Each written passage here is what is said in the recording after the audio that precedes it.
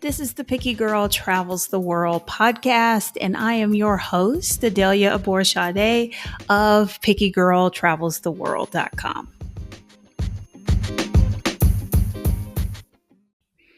It bears repeating that living a life on your own terms is going to look different for everybody. One of the goals I have with this podcast is to share as many possibilities of what that can look like as I possibly can. Those examples could be anything from, sharing the story of a woman who lives her life and she travels full time, or somebody who went back to school in their 40s or 50s to finally get their degree, or maybe, chasing that career dream that never seemed logical or reasonable, like you want to be a beekeeper or something. This week's guest, Michelle, is a homeopath working on the continent of Africa. And her story is just another example showing that we are out here doing this, living life as we see fit. And if you've got a dream, y'all, don't sleep on it. It is possible for you to live that dream and live life as you see fit. My name is Michelle Pickering. I am a African American by nationality, a Jamaican by birth, and a East African citizen by choice. I founded and run a NGO in Uganda.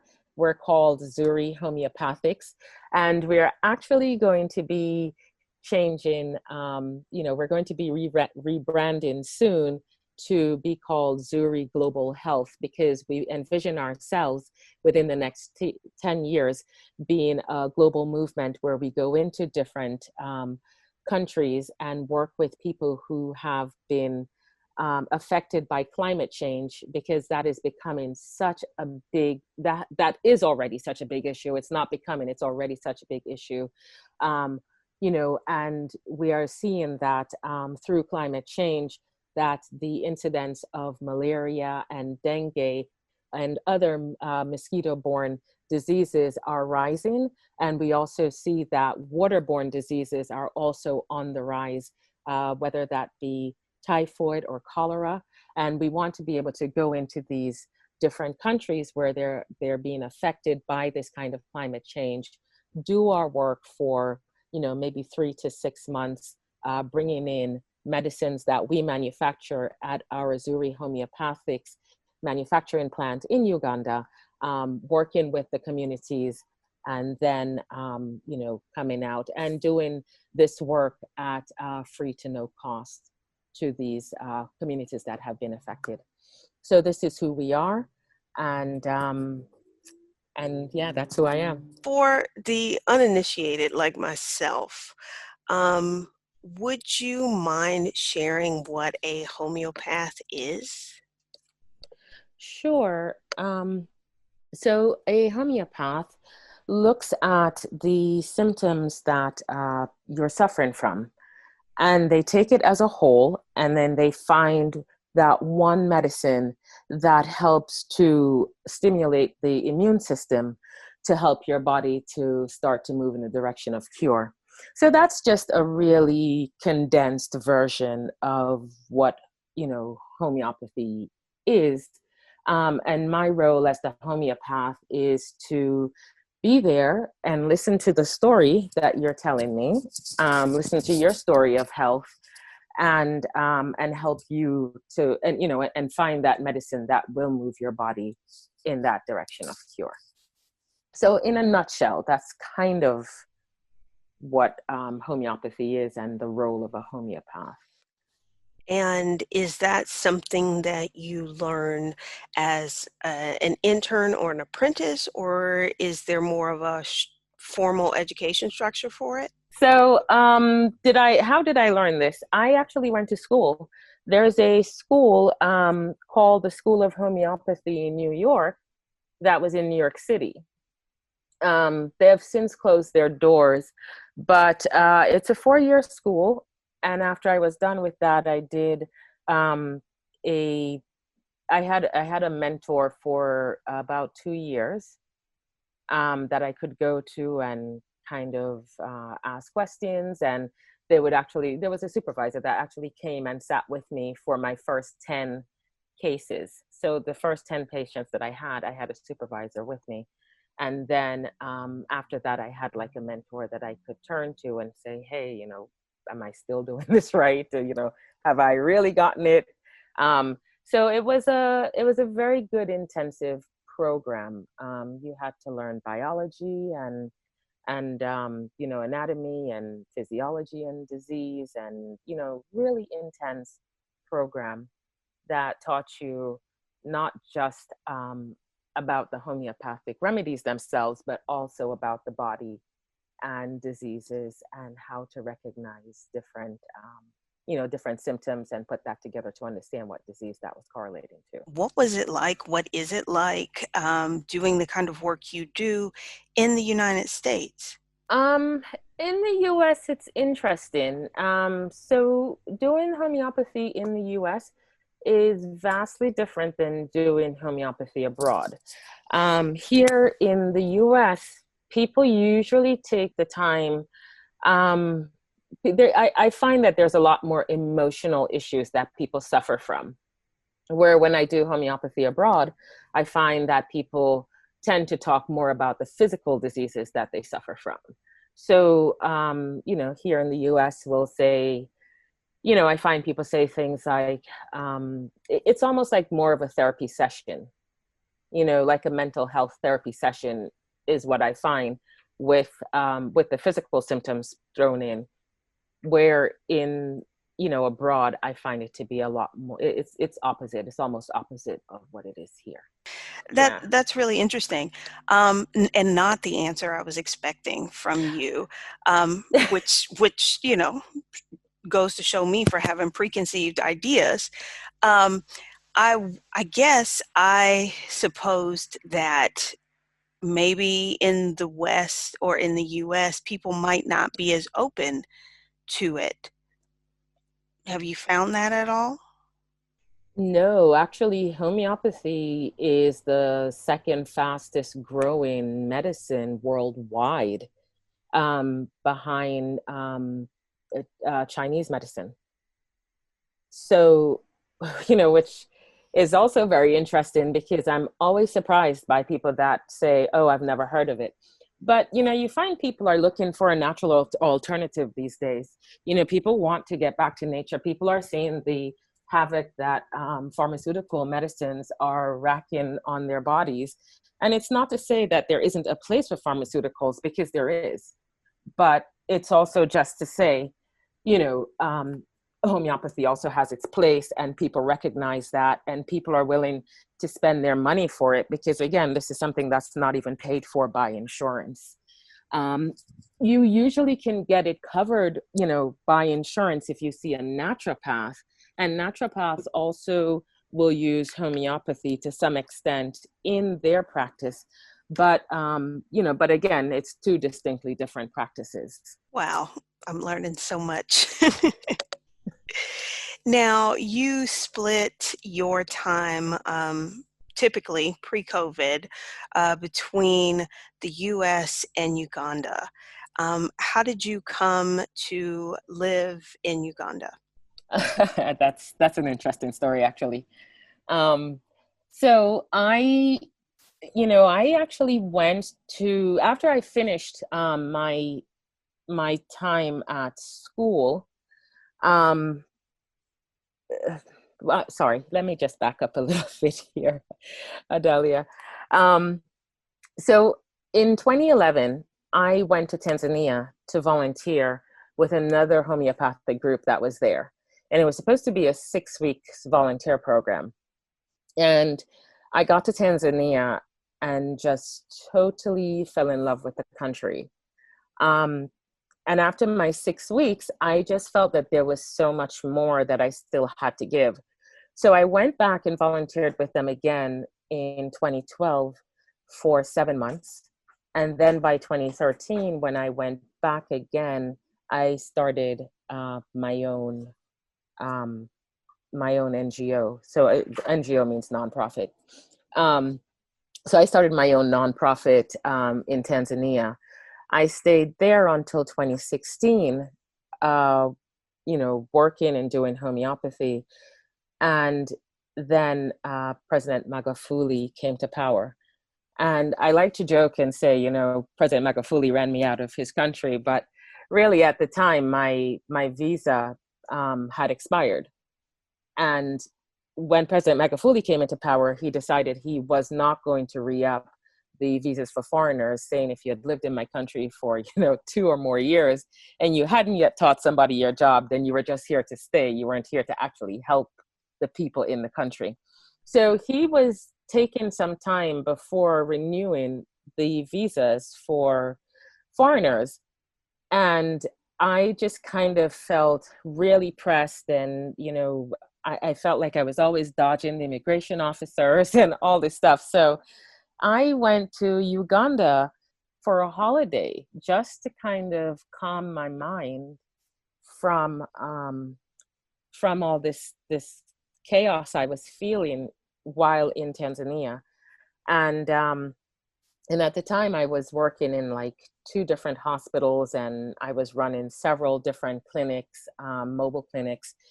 And when I went to Uganda for those, for the 1-week holiday, I said, I just knew that this was like the next place for me to be. And I found an apartment, went back to Tanzania, kind of put in notice at all the clinics and hospitals that I was working at, stayed for another 2 weeks, packed my stuff up, and just left. So when I went to Uganda, and this was in 2016, I literally knew nobody. I had only found a place to rent while I was there. Just on my 1-week holiday, I had found a place to rent, and I knew nothing really about the country and how to get started working. But I just jumped in and I figured it out and got all my nonprofit paperwork started and got it done, and just decided in that moment that instead of doing clinics like I was doing in the past, I was going to do more outreaches and do a manufacturing operation where I was now making the medicines, because I had come up with several formulas throughout my time in working in Tanzania. I had come up with several different formulas, one for malaria, for typhoid, for cholera, for parasites. So I had a lot of different formulas that I wanted to just manufacture. And so I got in touch with their version of the NDA, the FDA, which is the Uganda National Drug Authority. They're called the NDA there. And then I just started to license my formulas and started manufacturing. So I have a manufacturing NGO in Uganda, and we do outreaches with our products. Wow. Wow. Okay. So that was my long story. That's pretty amazing.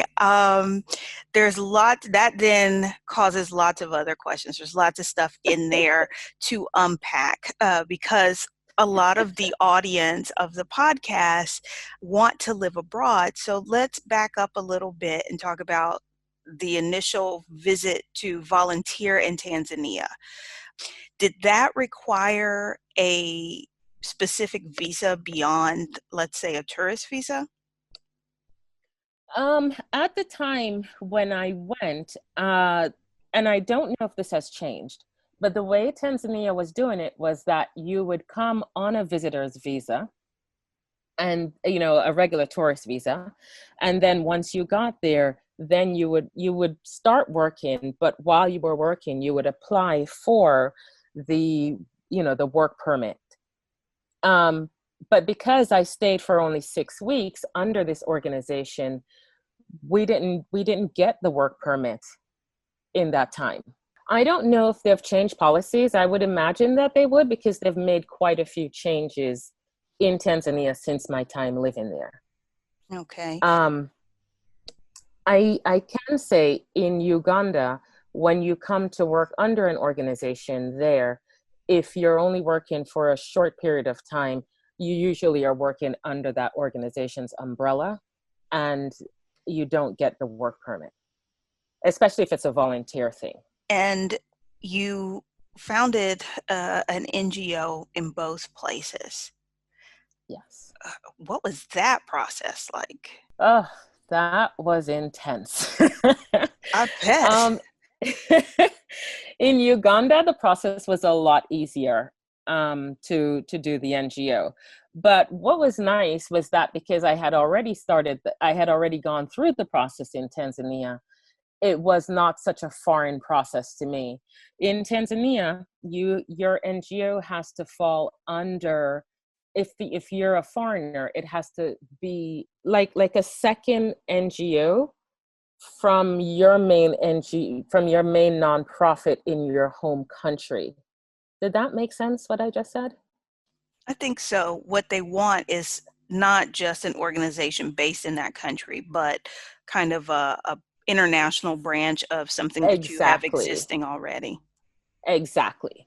So that's exactly what they want in Tanzania, where in Uganda you could just have your mother NGO being based in Uganda itself. So it did not have to be a part of your home country. And so at the time when I was doing the NGO in Tanzania, I did not have an NGO in the US, and I was already abroad, and I was like, this is just going to be, you know, a big pain trying to now do a nonprofit in the US from here. So if you plan on going to a country and you plan on doing a nonprofit, which I've found to be the easiest, because if you do a business, a lot of times the country that you're going to live in will ask you to put up something like maybe 10,000 US dollars, which is what was the requirement in both Tanzania and Uganda, was to put up like $10,000 investment for a business, so you could get a business license.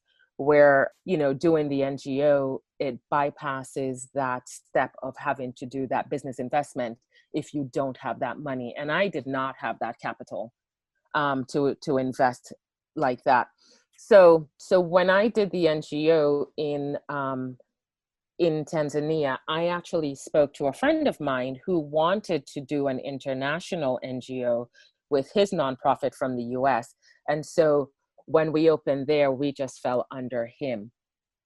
So that was one way that I'm going to say I was able to skirt around it, because I did not already have a nonprofit in the US. In Uganda, I could just go ahead and just do the nonprofit paperwork, because they did not require having one in your home country. So that was a lot easier for me. I just had to, but I did have to have an Interpol report to show that I did have good standing in the countries that I did live in. So, keep that in mind if you're planning on doing something abroad. That does involve having an NGO. So the process was just a little bit easier, just because I kind of knew what was required, and I had already written a constitution, and I could just convert that to Uganda. I often do see women express the dream of, like, I'd like to move to an African country, or I would like to start this nonprofit. And so maybe the information you share would be of use to them, or at least I'm hoping that's the case. In either your time in Tanzania or in Uganda, um, I'm curious about the reception you received, the attitude toward foreigners, American or otherwise. Well, it's a mixed bag. So being a Black foreigner and I've traveled through 8 African countries. I've lived in 2, but I've traveled 8.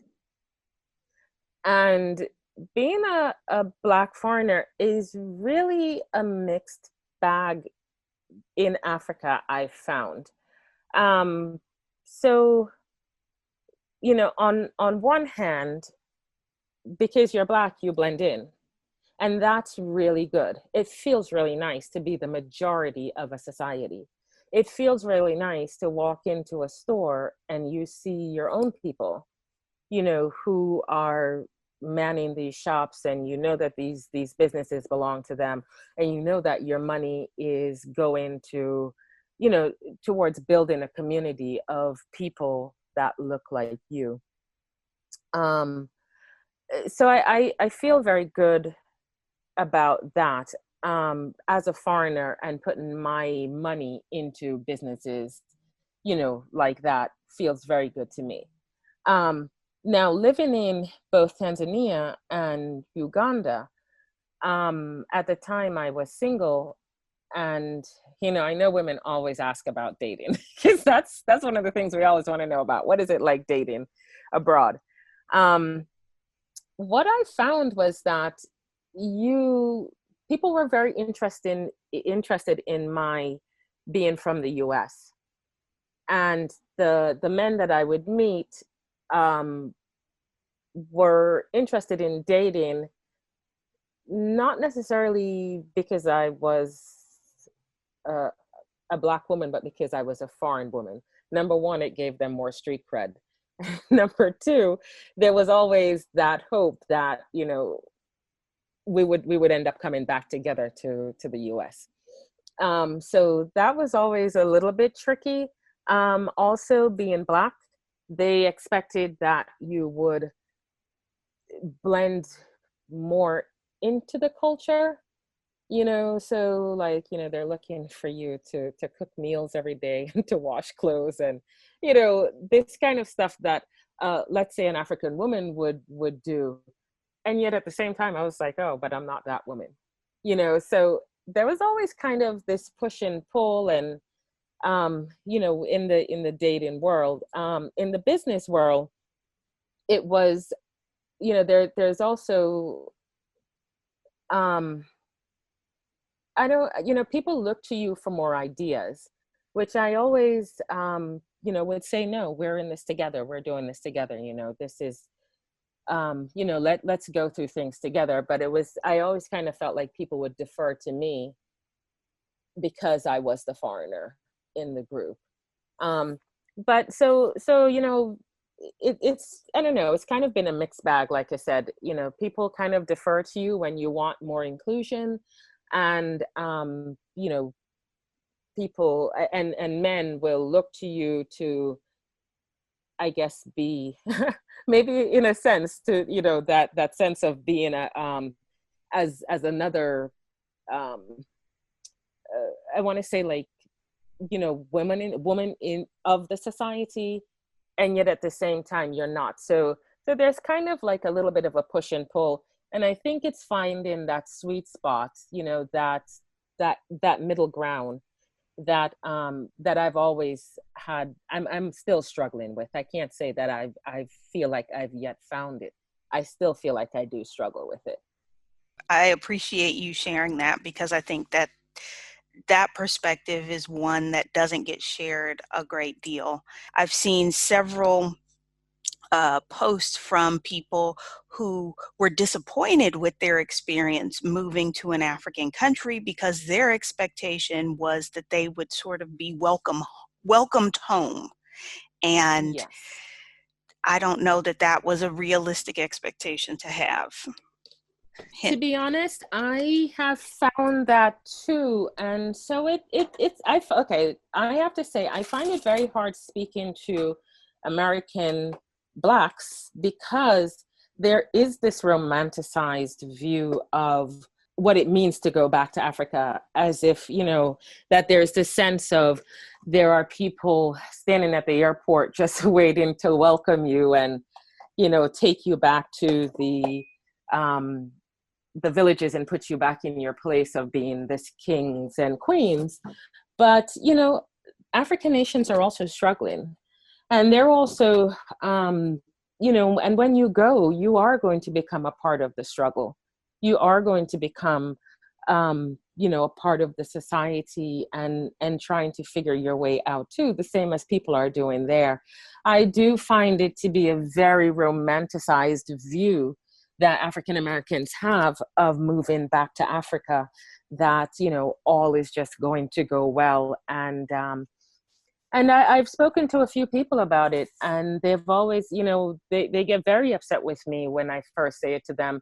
And then in the end, they come back and they say, you know, you're the only one that actually told me the truth about what it's like to live here. So, Yeah. yeah. Yeah. So no, I appreciate your candor there. Okay. So in that same vein, uh, if somebody wanted to, if a Black woman wanted to relocate to an African country, um, do you have any advice for them? And this advice could be about, you know, the navigating cultural things. It could be about visas. It could be about the outlook for work. Anything. Okay. I have to say, don't let anybody stop your dream. Don't let anybody say to you, you can't do it. Don't let anybody discourage you from doing it. If you feel that this is what is right for you, do it. And when you decide, when you make the decision to move, you know, do your research, but don't let, you know, what you find, um look at your research as a way to overcome challenges. So, you know, let's say you're looking at a country like in Uganda. There's 20% of people who work. The other 80% of people, because there really are no jobs. Um, you know, the other 80% of people, they're hustling or they live in the villages, you know, but there's 20% that actually hold the job and provide 80% of the GDP. Don't let that be a discouragement to you. It just means that you have to make a job when you go there. You can't go there looking for work. You can't go there, you know, looking that, you know, you're going to go and it's going to be like the US where there are plenty of jobs around, and you're just going to find a job, you know, very quickly. Yeah, there's 80% unemployment. So you have to make work for yourself. And when you make work for yourself, you have, you know, see if you can do something that maybe you can hire one or two people, you know, to kind of help the country. Um, you know, and I mean, it's very, you know, it's a very small thing, but it's a very important thing. I think, you know, we shouldn't go to Africa looking for Africa to feed us. We should go there looking to help to and don't go as a savior. That's not what I'm saying either. You know, I think I'm just trying to formulate, like, you know, my words here. But yeah, you know, go there providing a job for yourself and helping to provide jobs for others. Um, it's really, you know, I know, like, another way in which, you know, people do go is to go as a teacher, and that's also great. And that's one avenue where you go in with a job already, you know, prepared for you. But if you can't go in that avenue, go with the mindset to create a job, and to create a job where you'll be able to hire other people. That's one. Number two, look at the visa requirements, and look at the work permit requirements. You know, just make sure you have all your paper in order. In Uganda, it took me a little while longer to kind of um, get my. It took me almost 6 months to get all my paperwork in order, and I had to leave the country twice because I'm only allowed to stay for 90 days without, you know, a work permit. So I had to leave. I went to neighboring Kenya once. I went back to Tanzania another time. But it took me about 6 months to do all my paperwork. Make sure you have your Interpol certificate showing that, you know, you haven't had any issues in any of the other countries that you've lived in. I think it's like a 10-year thing. But, just check those requirements before you go. What do you need to do if you're going to start an NGO, or if you're going to start a business, a for-profit business? Do you have to have 10,000 to invest in the country? If you're doing a for-profit business, if you're going to do a nonprofit business, like Tanzania, do you already have to have an NGO? I'm sorry, a nonprofit set up in the US, and then this is just, another section of your nonprofit, or this is the international section of your nonprofit, or like Tanzania or like Uganda, where that's not an issue at all. So I think you kind of have to look at these little things. How do you get your lights turned on? How do you get your phones turned on? Make sure your phone is on lock. I know a lot of travelers know this, and I know sometimes first-time travelers don't know this. You have to have your phone unlocked to be able to switch out SIM cards. Do you even have a SIM card? Like, my son has a Google phone. He travels a lot, and his Google phone is a SIM-less card, is a SIM-less phone. So, how are you going to navigate that space? I think these are some of the things that we don't really look at. In order for you to get started, how much money do you have to have in the bank to sustain yourself? When I moved to Uganda, I think I might have had like 1,500 left. So yes, I walked into that country with basically no money, no money, no job, and trying to set up and trying to, to move myself forward. So, I know some people want to have, a ton of money behind them in the beginning. I'll tell you, when my first year in Uganda, I literally lived in the ghetto, and I ate bread, eggs, and tea for a whole year, just so I could get myself on track and started. I lost a lot of weight. I looked fabulous. so I don't even mind.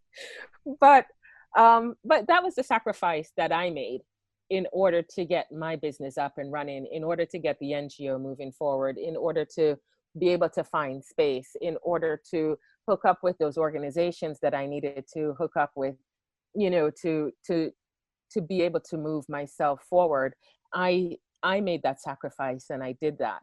For some people, that's not ideal. For some people, they need to live in a very posh neighborhood where, their rent is, their rent is a big part of their expenses. So, maybe you can't go on $1,500.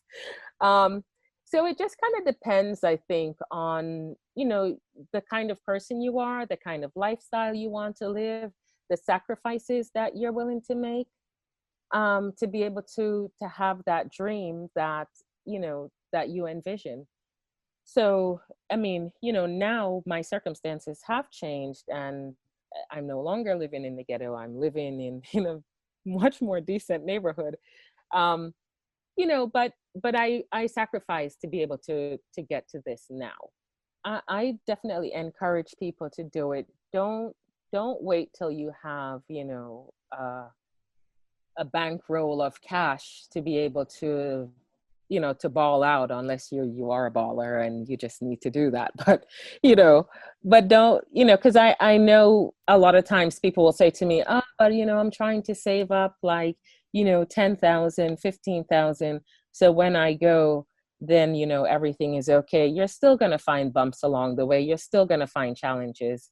And it's just, knowing that you can overcome those challenges and waiting it out. I was poking around on your website, and I noticed that in Uganda, because you mentioned that part of your business is to manufacture treatments, but you also have a kind of a focus on serving like rural areas or underserved communities. Yes. So we do a lot. And, to be honest, my website is not even reflective of really what we do. I the website is not professionally done, in case anybody does go to look at it. It's zurimedicine.com, but it's not very professionally done. I have to say that I have to admit that I do need to get that done, and that's one of the things that's on the agenda for my time home during this COVID period. But anyway, so we do like several different things.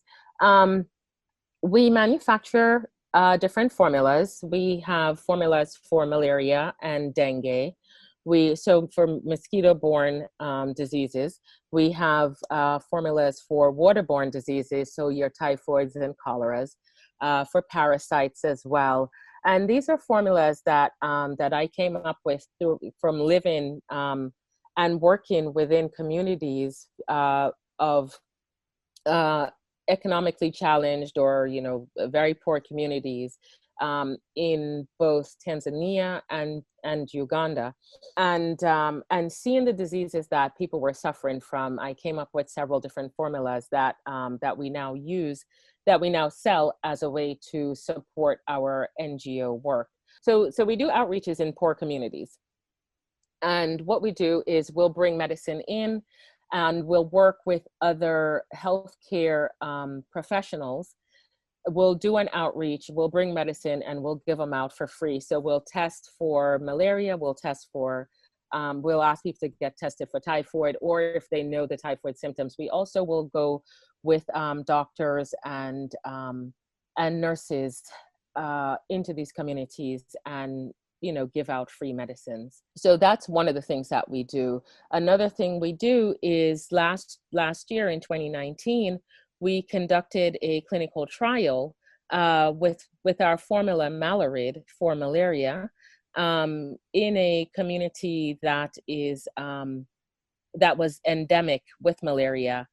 We conducted a clinical trial so that one, to build confidence in the medicine, and so that people could see that this is a formula that really works, because it's not a pharmaceutical. It is it's considered in Uganda, our formulas, although they're 100% homeopathic, they're considered herbal. We did this clinical trial in the community, so that we could show that yes, our formulas do work, even though they are considered herbal. So that's number two. We do clinical trials with our products. We conduct outreaches. We work alongside the ministry.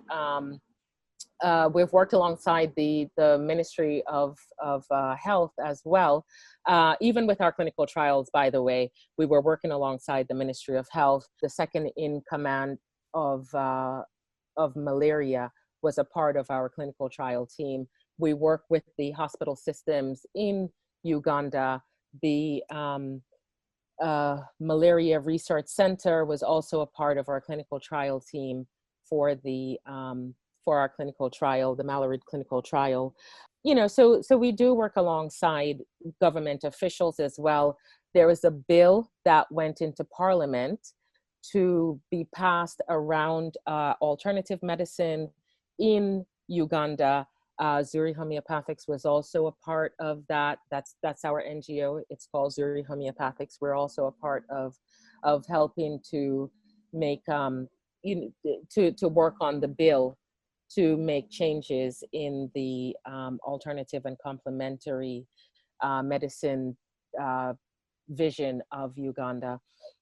We work with the Natural Chemotherapeutics Research Institute as well, which oversees all herbal manufacturers and practitioners in Uganda. We also work alongside, we also have a place working alongside them as well. So, we do a lot, and I try to have a lot of visibility in the alternative medicine community in Uganda, because this is something that I feel, we need to push.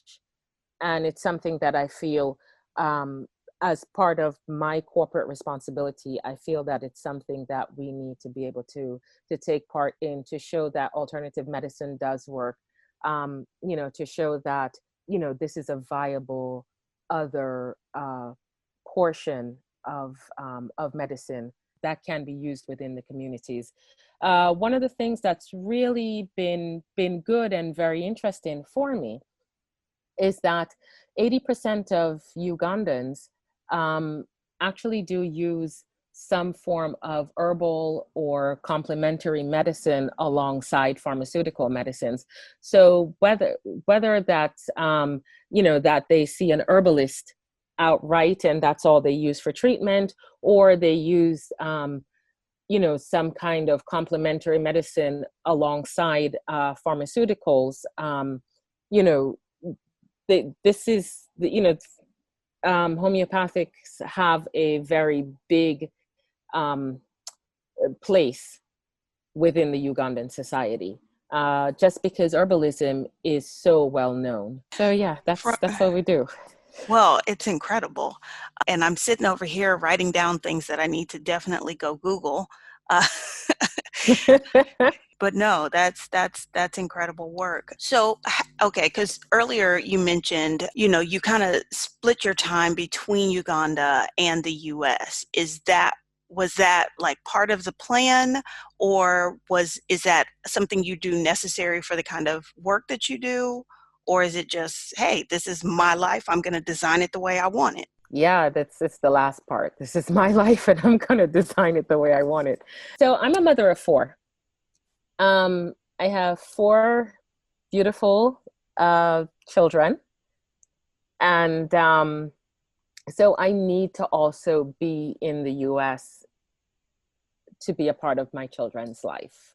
You know, to be a visible part of my children's life. I don't want them to forget that they do have a mom. So you know, my children range in ages from 26 to 18. And I left the US when my youngest was around 10, 9 or 10 years old. You know, and went because I felt such a draw to the continent. I went to work there, and thank God for my mother and my ex-husband at the time. They were very instrumental in taking over where I had left off. You know, without my mother, I would not have been able to do the work that I do. I just wouldn't. She really stepped up and stepped in and took over raising the kids, the three younger ones. The oldest one was already in college. And my second child she was in 11th grade. She was going into 11th grade in high school when I left. And they were with their dad as well as with my mom. Thank God my mom didn't live too far away. And so they had the burden. I won't say burden because, you know, my children were not a burden, but they had they came in and helped to raise the children for me when I stepped back to do the work that I've been doing. So I come home, you know, I make sure that I'm home for, you know, things like graduations and proms, and, you know, I make sure that, you know, I now, because I have established the business in such a way, I'm able to come home for Christmas and Thanksgiving, which I had not been able to do for a number of years. You know, so I am now trying to design my life where I am able to, you know, though it's late, still come in and be a part of, you know, my children's life. And that's what I really, you know, this is what I really want to do. And this is how I've designed it, you know. So I come home, I was home for Thanksgiving and I was home for Christmas. And I normally stay through January. My birthday's in January, and then I go back. and then I come home in May for graduations and, for proms. So yeah, this is now how I've designed it. There's really nothing else to say after that. I mean, like the tagline for the podcast is live life on your terms. That's exactly what you're doing, which shows me that you were absolutely somebody we needed to talk to. As always, I have included a link to the show notes in the episode description. If you have any questions or comments or suggestions, there is a link in the description where you can leave me a voicemail. I would love to hear from you. I want to take a moment to express my eternal gratitude to everyone that has shared the podcast, that has become a donor, or all of those of you that have left reviews like on iTunes. I am so, so grateful for all of your support. The new episodes of the podcast will start airing on Wednesday. So y'all take care. Thank you again. And I will talk to you next Wednesday.